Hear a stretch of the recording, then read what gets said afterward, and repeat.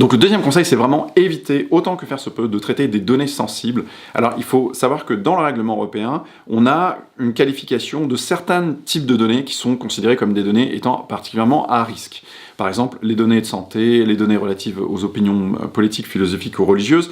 des données, voilà, on va avoir une classification, une liste, je vais vous la mettre ci-dessous, une liste de données qui sont à risque. Et donc, la difficulté quand on est confronté à ce type de données, c'est que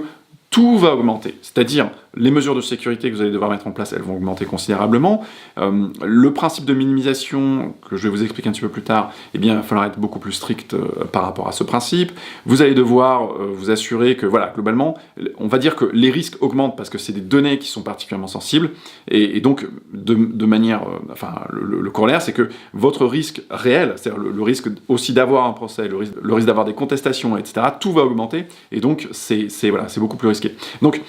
après, il y a deux éléments. Alors, dans certains cas, on ne peut pas faire autrement que de traiter ces données qui sont des données sensibles. Par exemple, j'ai une conversation ce matin avec une personne qui disait, voilà, j'ai un client, et ce client va intervenir pour installer des ascenseurs pour les personnes qui peuvent être handicapées. Et donc, typiquement, dans ce cas-là, il est obligé de traiter un certain nombre de données sensibles, où il traite de manière incidente des données sensibles, parce que, voilà, il est obligé de savoir que, voilà, telle personne a besoin d'un ascenseur, et donc il y a un handicap derrière, etc.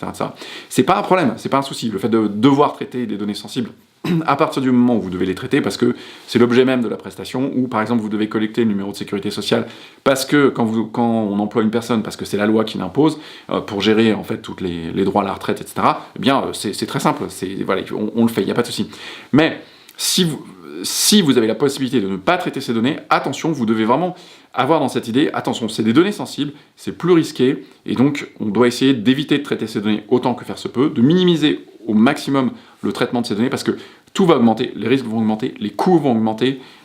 et là vous ne pourrez plus ignorer le règlement européen. Enfin, je ne veux pas dire complètement ignorer, mais disons que ça fait vraiment partie des points sur lesquels vous n'allez pas couper à une mise en conformité qui soit vraiment rigoureuse, au fait de former des personnes, etc. Donc tous vos coûts vont augmenter, et donc si vous voulez vraiment limiter les dégâts, entre guillemets, ou aller au plus vite, aller à l'essentiel assez rapidement, eh bien ça fait partie des types de données sur lesquels vous devez faire très attention. Un conseil que j'ai donné, par exemple, mais là c'est dans le cas d'une fondation qui collectait des données sensibles par rapport à certaines personnes, en fait, et donc là il y avait vraiment un risque en l'occurrence pour la vie des personnes, le fait de traiter ces données-là. Donc typiquement, par rapport aux obligations de sécurité, donc là, voilà, mais typiquement par rapport aux obligations de sécurité, le conseil c'était de passer tout en mode papier pour éviter les fuites informatiques, pour éviter, etc. Mais tout ça, en fait, ça va augmenter de manière très importante les coûts, parce qu'il va falloir faire une PIA, il va falloir faire, voilà, il y a tout un tas d'obligations qui sont compliquées et qui sont coûteuses à mettre en place. Donc voilà,